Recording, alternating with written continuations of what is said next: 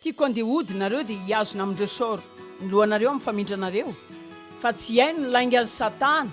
sady malala fa hoe nareo dia zanaka sarobidin'Andriamanitra tianao izy Andriamanitra tsy tezitra aminao ary za ianao dia lasa mandeha mijery fitaratra 10 isan'andro tondroy ny tenanao dia laza hoe Andriamanitra tsy tezitra aminao izany.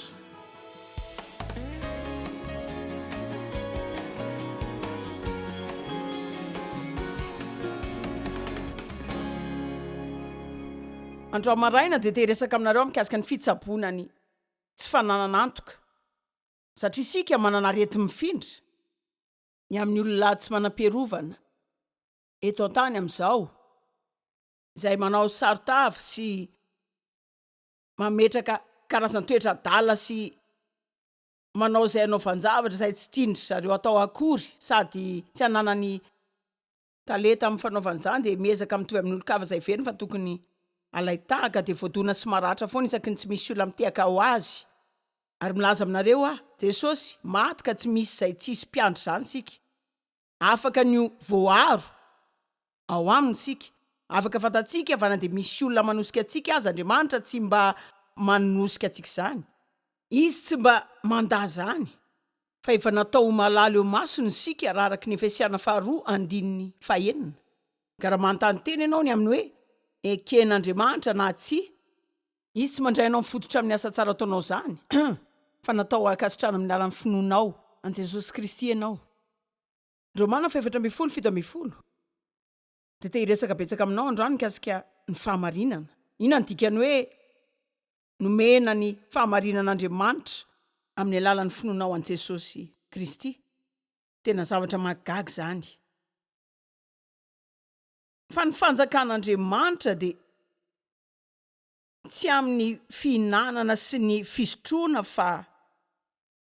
amin'ny fahamarinana kosa izany dia toetra mahaolona olona ankasitrahan'Andriamanitra sy fiadanana ary fifaliana ao amin'ny fanamasina. Ka ilay fanjakan'Andriamanitra, ilay fanjakana izay natoro ny ivelomantsika, izay indrindra ihany koa izay fanjakana tsy hita maso nefa na izany aza fanjakana foana ary izy ny mpanjaka izay manjaka amin'izany. Tsy resaka hoe isika mahazo ny zavatra ilayntsika, le teny eto dia ampitaina amin'ny sakafo sy fisotroana fa mbola ho hitariko kely izany ka ilazako fotsiny hoe na dia te hitahantsika azy Andriamanitra izy tsy niantso antsika eo amin'ny fifandraisana amin'izay ahafahany manome antsika ny zavatra rehetra ilayntsika. Ary matetika isaky ny mangata-javatra isika izay tsy tena hoe dia zavatra ratsy indrindra ho antsika akory izany nefa tsy dia haintsika loatra dia hoy isika hoe maninona ary no ela be Andriamanitra fa tena mila misaotra an'Andriamanitra isika fa tena endry izy mba hanome antsika fotsiny izay tena tiano hananantsika fa tsy izay zavatra rehetra angatahantsika akory. Tadidinareo ny amin'ilay zanak'Adala nangataka ny fanomezana azy ny lovany izy dia nomendray ny azy izany. Raha jerena mahitsy izany dia toy ny hoe fitahiana fa ny marina dia hitany fa hoe tsy teny izay loatra ny zavatra nylainina ny tadaviny satria lanilany foana izany avy eo nitady izay azony lovany izy nefa izy tsy nanana ny famatorana amin'ny fomba hitantanana izany. Ka Andriamanitra ke manana zavatra betsaka ao aminy ndao atao hoe any am-banky ho anao sy ho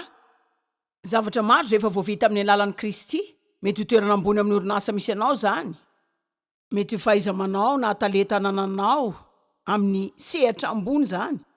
mety ho zavatra hafa maro sy tamisaina, mety ho fitombon'ny toe-bola ho anao koa, dia mety ho toeram-pahefana ho anao ihany koa izany. Andriamanitra tia hampanana antsika ny tsara indrindra mihitsy fa zanany sika ka tia hampanana antsika ny tsara indrindra izy. Nahoana moa izy ny tia hampanana ny mpanotany zavatra tsara rehetra? Raha ohatra sika ka mandady eny amin'ny loto eny mihinana ny sisany.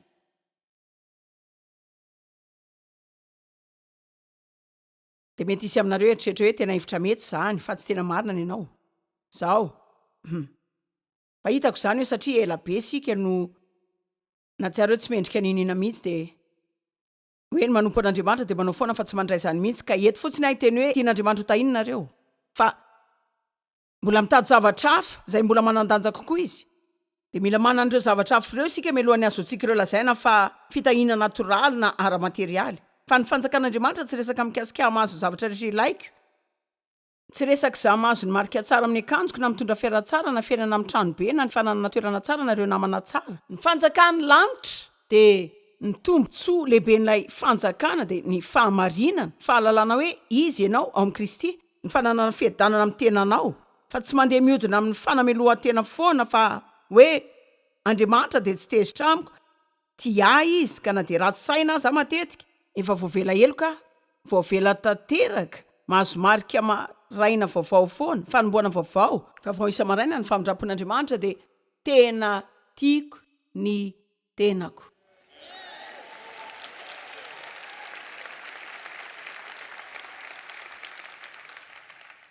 Fifaliana sy fiadanana zany, famarinana, fiadanana ary fifaliana. Mety ilasika hoe le resaka zany de ohatra ny fanjakana tombontsoa, fa le fanjakana zany tsy hoe zavatra. Le fanjakana de ny fahafantarana hoe izy ianao amin'ny Kristy, fananana ilay fiadanana mihoatra ny fahalalana, fananana ny fiadanana amin'ny tsy fananana fieritreretanao meloka ary afaliana tsy ailazaina, de fankafizana ny isan'androm-piainanao. Hoy Jesosy hoe izy avy mba hahatonga antsika afaka hanana fankafizana ny fiainantsika, de fananana zany amin'ny fahafenona feno tanteraka mandrapitobaka izany.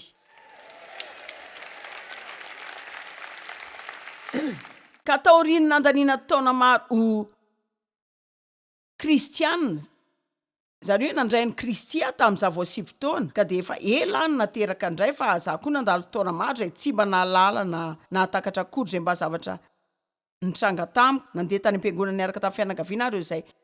novanginay de nandeha nitady ny ovonjena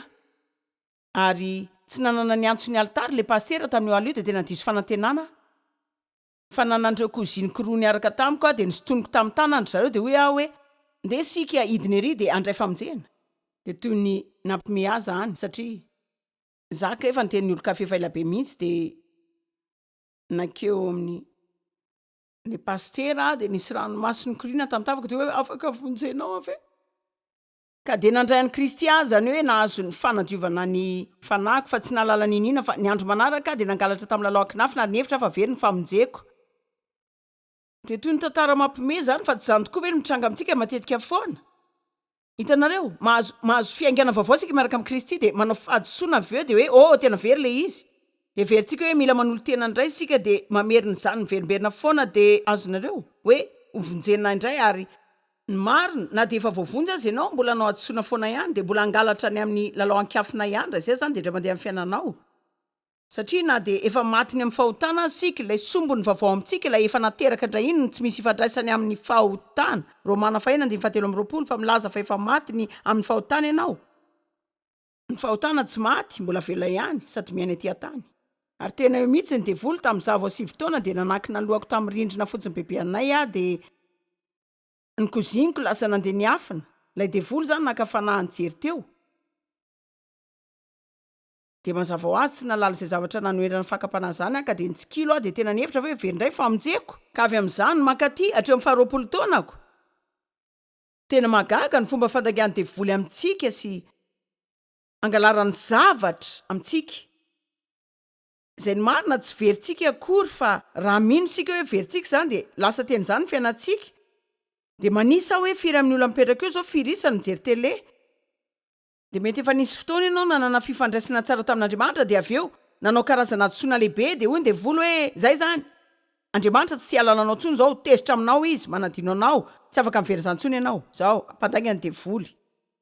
De aza velanao aminao zay efa nataony tamiko izy amitaka anao amin'ny 10 na 12 na 20 taona fiainanao. Melohan'ny foazanao ka mantatra fa ay laingy zany sy fitaka ihany fa Andriamanitra tena tianao ary tsy niovy zany. Tsy mbola nijanona tamin'ny fitiavany anao zany mihitsy izy ary na de nitranga hoe manana zao programme zao azy ianao de mijery amin'ny tele na ianao koa nanao ty CD ty tao amin'ny fandefasana azy na ianao isan'ireo olona zay nanapa-kevitra no avy eto androany na hoe misy ny olona nitondra anao taty androany na ianao aza tsy tena nananantoka fa ho avy. De la zavatra aminareo Andriamanitra manao zay tenena teny aminareo androany fa tena miano mikasika anao izy. Andriamanitra manana planina tsara ny amin'ny fiainanao. Tsy mampanina loatra zay toeram-piavinao ny zavatra tokana amin'ny konto hoe tarianao aiza ianao. Mariny manana ny lasa tsika daholo sika. Ny devoly mampatsiahy antsika fa nanana lasa sika fa eto androany teny aminareo hoe manana ho avy koa nareo. Sika rehetra koa efa manana ho avy ary aza mba manambany ny tenanao zany. Ka rehefa nanambady andevy dia nanontany ahy izy raha afaka mankany am-piangonana miaraka aminy a mazava ho azy faly anao zany teo any am-piangonana dia nandantona maro amin'izay olona mpanao fombafomba ary haiko fefa olona nateraka indray fa tsy tena nalala loatra mikasika ny sarobidiny fananana fifandraisana amin'Andriamanitra dia rehefa nianatra mikasika ny finoana sy ny ahafahako mino an'Andriamanitra ny azoko zavatra zany hoe dia nino an'Andriamanitra ny amin'ny zavatra rehetra izay eritreretinareo zany hoe miainga amin'ny fananana trano lehibe ka hatramin'ny fisondrotana amin'izay ambony any dia zany hoe resaka adala fa ny zavatra faran'izay ilaiko indrindra eto tany ohatra karazana toetra za mila famatorana za mila mitombo tamin'Andriamanitra za mila nivokatry ny fanahy masina fa ny anona ataoko dia nangataka an'Andriamanitra ny karazany zavatra foana ihany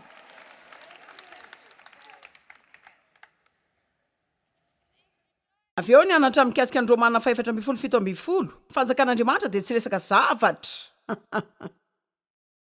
fa azony kely aloha ilay resa zavatra vetivety ianao aza tsy tia ny tenanao akory tsy fantatrao izy ianao amin'ny Kristy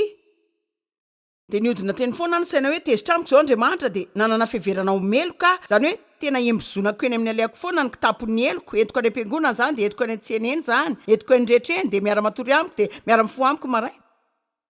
tsy mba mahatsiaro tsara raha tsy efa mahatsiaro diso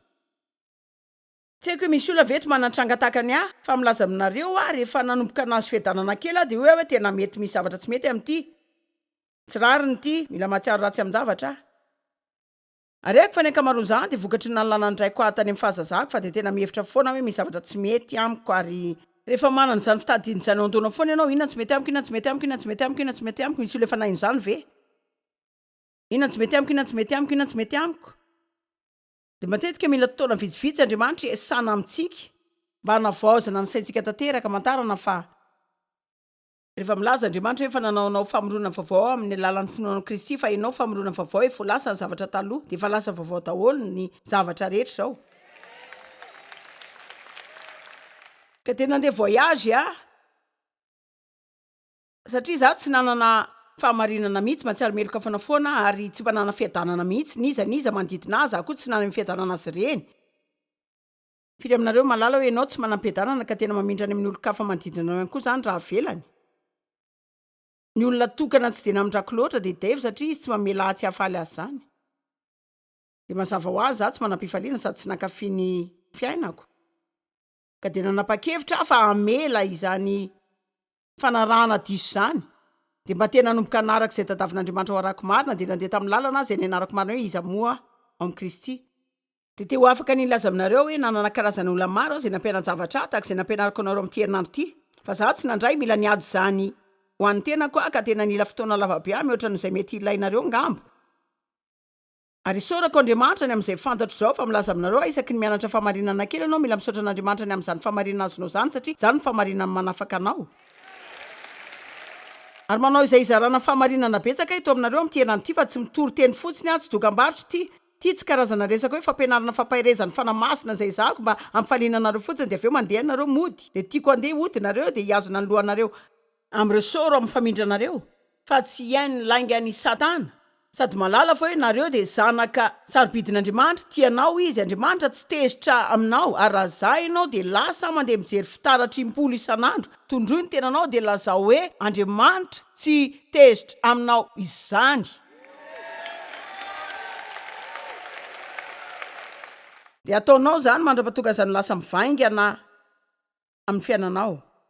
jereo ilay izy dia hoe ireo zavatra rehetra omen'Andriamanitra antsika ireo resaka fanjakana fahamarinana fiadanana fifaliana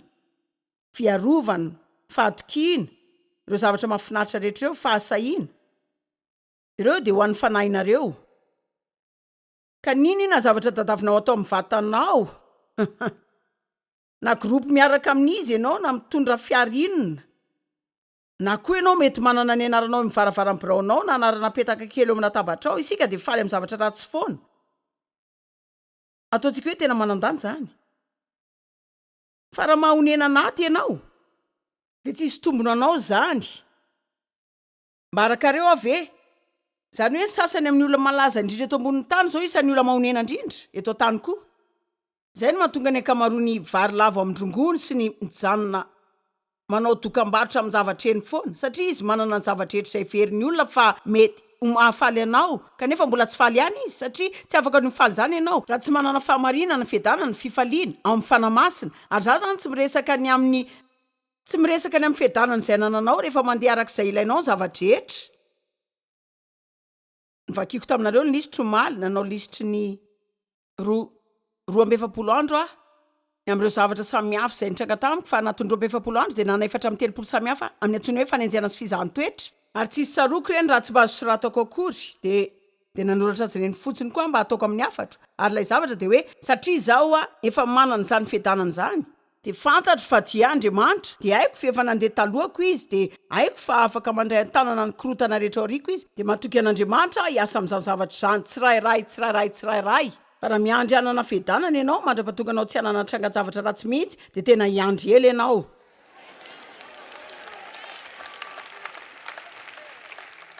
Ary milaza aminareo fa tena afaka manana fahamarinana nareo afaka fantarinao fa marina aminy ianao. Milaza zavatra aminareo mihitsy aza fa afaka manoty ianao nefa tsy mahatsiary voaheloka. Mazava aloha hitanareo manao izay azoko atao ampianaran'olona tsy hanota fa ny jaona voalohany toko faharoa dia ny voalohany. Laza zavatra mahafinaritra hoe anaka izany zavatra izany soratako aminareo mba tsy hamontanareo. Ny Baiboly dia nisoratanao antsika mba hahatonga antsika tsy hanota mba ho fantatsika fa afaka mandresy fahotany sika fa dia afaka mitombo ho amin'ny sehatra vaovao amin'ny fahamasinana ary mba hitondra tena ho tsara kokoa hatrany foana. Fa tena voyage zany ary mandritra fanaovana izany mety nanao fahatsoana vitsivitsy. Za rehefa tsy dia ratsy noho ny talohantsony fa tsy mbola tena tsara arak'izay ilaiko. Amen. Isaoran'Andriamanitra tsy tany amin'ny nisy taloha fa tsy mbola any amin'izay tokony hisy ahy. Dia tena tiako foana milaza hoe faly aho fa ety an-dalana.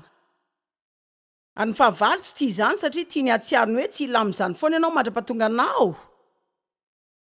Amen. Fa tsy izany mihitsy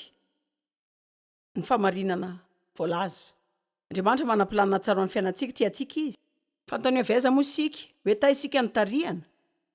ary tsy mba andao antsika mihitsy izy. Ka tena mila mianatra ny matoky an'Andriamanitra tanteraka sika amin'ireo zavatra tena hoe manandanja indrindra eo amin'ny fiainantsika tsy resa-javatra fotsiny fa fahamarinana ny fiadanana ny fifaliana ao amin'ny fanamasina dia mba hijanona tsy hanenjy-javatra foana izay tsy tena manana fahafahana mampifaly antsika dia mba hianatra hoe izy sika eo amin'ny Kristy. Ahoana no ahafahantsika mahazo fiadanana dia nitrangam-piainantsika zany tsy satria hitanareo zao ninona nitrangam-piaina misy anareo androany dia mety hitrangana hoe herinandro manomboka izao tsy azo zany tsonareo nareo herinandro reny izao na mety herintaona manomboka izao fa zavatra hafa ndray. Inareo tena tsy mampahery zany. Zany marina. Ale resaka dia hoe afaka misandratra amboniny izany ianao Paoly nivavaka ny mba hahalalany azy sy ny herin'ny fitsanganany amin'ny maty izay nanandratra azy ho amboniny zavatra rehetra eto an-tany raha mbola mitoetra amin'ny nofo ihany izy. Ndao mba hianatra fomba fandehanana amin'ny fanahy dia mba hisaina kokoa ny zava-panahy mihoatra noho ny amin'ny zavatry ny nofo. Fa nanontany ianareo fotsiny inona izao no tena zavatra andanianareo fotoana ho katsahana foana fa ianareo sy Andriamanitra ihany mahalala izany. Tsy voatery kikika daholo ny rehetra fa inona izany? Izany ino n'Andriamanitra ny amin'ny vadiko. Zao nareo mety mila zavatra hafa melohany azonareo zany. Mety mila mamantatra ianao izy ao amin'ny Kristy satria raha mahazo vady ianao ka mentehitra be aminy mba hampatsiaro anao toy ny hoe manandanja sy asina dia ho lasa ho tezitra amin'ny foana ianao rehefa tsy miteny aminao izy hoe mahafinaritra ianao na mba mankasitraka anao izy. Mariny misy olona avy ohatra anao androany.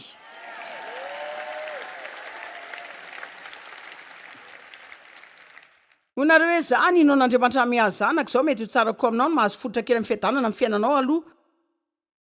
Satria tsy tia hanan-janaka izany ianao raha tsy efa mahalala ny amin'ny fiadanana. Amen. Ka tena mila mianatra ny fomba finoanan'Andriamanitra ho amin'ny zava-manandany sika fa tsy mandeha mihodina minoan'Andriamanitra ho amin'ny karazan-javatra izay ho avy amin'ny fotoana mahamety ihany. Zany ny fanjakan'ny tombontsoa ho avy amin'ny fotoana mahamety azy daholo. Fa mila mitafy fahamarinana sika. Mamantatra hoe izy ianao ao amin'ny Kristy tena zava-dehibe ny mamantatra ilay fehezanteny hoe ao amin'ny Kristy. Dia nyteny olona afaka maly ngamba tamin'izany anatra hoe tena nampianatra be ary efa tena nampianatra be fotoana maro aho. Zany izao tsy zavatra izay ataoko sendrasendra. Fa eo amin'ny foana ary isaky ny mihetsika rehefa mivoaka any amin'ny arabe ka hoe reraka dia hoe tena ohatry ny efa voalazako taloha zany. Dia hoe ny olona ary ve efa leony mandre zavatra miverina foana dia mazava ho azy haiko fa tsy tena mahafinaritra anareo zany fa ny zavatra izay mila tazoniko an-tsaina dia hoe misy olona mipetraka eto androany dia ireo olona mijery tele dia tena hoe zavatra vaovao aminao mihitsy zany zao ianao tsy mbola nandre zavatra ohatr'izany mihitsy tamin'ny fiainanao dia hoe tena manany ihany ianao Andriamanitra tsy tezitraniko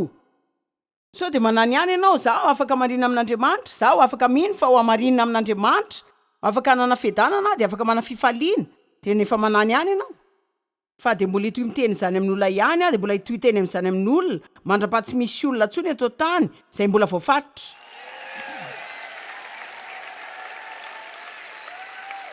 ka lasa ary sika ndao jerena ny isay afaraky ambem-polo dia amaky izany mihoatra noho izay tokony vakiko afa tiako reto teny reto ka mamelahy andiny voalohany maminany amin'i Jesosy ny fanany Jehovah tompona ao tamiko satria Jehovah efa nanositra ahy toro-teny somafaly amin'ny mpandefitra efa naniraka ahy nasitrana ny torotoro fo izy ary toro fahafahana am-babo ka ny vaovao mahafaly amin'ny filazatsara dia natao any olona maratra na voakorotana afaka misy olona milaza ve tena mety amiko izany izy no efa nanositra nasitrana ny fo maratra ka raha tonga eto ianao androany ka manana fo maratra dia tadio zao Jesosy dia eto anao androany itory fanafahana ho an'ireo babo ary ny fisokafan'ny fonja dia eo imason'ireo zahay mifatotra mba ilazana amin'ny olona fa ity dia taona ankasitrahan Jehovah taona fankasitrahan Jehovah ity hitanareo raha tsy mahalala ninina ny fomban'Andriamanitra ianao dia mila mianatra an'izany ny fomban'izany tsy mendrika antsika fa mila tadavintsika izany ary nanapa-kevitra fa raha misy olona afaka mahazo izany zao dia andeha hitady ary tena maritra hitanareo zao tena afaka mandeha amin'ny fomban'Andriamanitra tokoa ianao raha mino azy amin'izany mila mivavaka sika dia mangata zavatra amin'Andriamanitra zao raha tian'Andriamanitra ho azoko zany sora dia omeny azy zao fa tsy mifanaraka amin'ny Baiboly izay milaza amin'ny Jakoba 4 tsy mananareo satria tsy mangataka tsy mananareo satria tsy mangataka efa mba nisy nangataka fombana tamin'Andriamanitra ve za mangataka amin'Andriamanitra hijery afo foana misy aminareo zao manangana an-tana fa za ndray mifanamby afa betsaka ny ololeto izay tsy mbola anteny na ndray monja aza hoe Andriamanitra mangataka aminao mba hitsijovanao any amin'ny aleako rehetra androany rehefa mivavaka aho hoe Andriamanitra tena tiako iseho ianao eto tena mba omeo fitsinjovana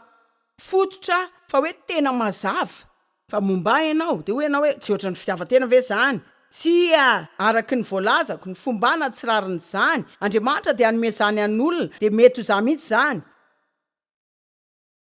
amen Jesosy tonga nilaza hoe za te omba anareo ho safidiko nareo manompo ny masoko aminareo manana planina tsara ho anareo fandraso kely aloha janono no fisainana mikasika ny fomba itiavan'Andriamanitra tontolo zao dia saina mikasika ny tiavana ianao fombana dia taona ankasitrahana izany aza mino hoe zara fa vita amin'io ny tsara indrindra misaotra tompoko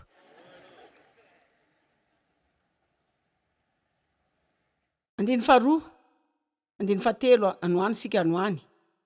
tsy haiko aloha fa averiko indray andiny faharoa itory taona ankasitrahany Jehovah ny taona ankasitrahany Jehovah sy andro famalian'Andriamantsika ampionana ny malahelo rehetra zany ndika fa Jesosy nilaza hoe za no avy hiatrika ny fahavalonareo ay ny famaliana hoy Jehovah za no andoha azy fa misy lafiny ray amin'io koa zao ianao manana ny tombontsoa ny famelana azy ireny sady tsy manaiky no ampijaliana izay nataony taminao eo ampiandrasanao an'Andriamanitra amaly azy ireny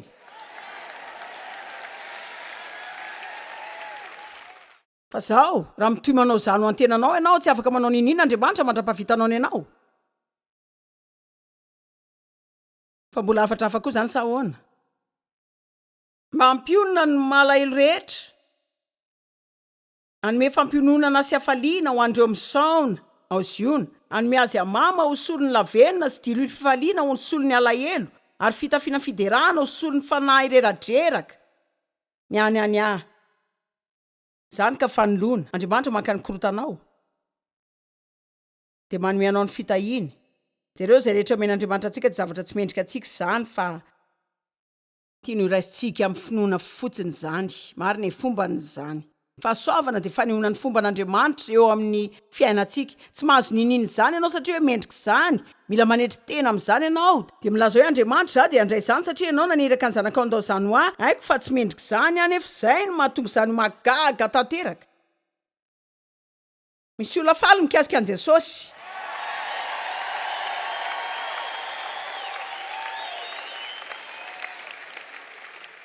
Dia avy eo mitoy dia lasa eto digantsika ny amin'ny 1:7 izany tena tiako ty nienatrareo hosoloana avoroeny ary nitondro maso hosoloana oby amin'ny anjara lovany ary izany dia azo indroeny ao amin'ny taniny izy ary tsy ilay hoe rehefa maty mankany an-danitra fa azo indroeny ao amin'ny taniny izy fifaliana mandrakizay no azy. Afaka miteny aminareo ave Andriamanitra dia mianao mihoatra noho izay nalainy devoly taminao hatramin'izay. Enareo ave ho iaho hoe Andriamanitra no mianareo mihoatra noho izay nalainy devoly taminao hatramin'izay.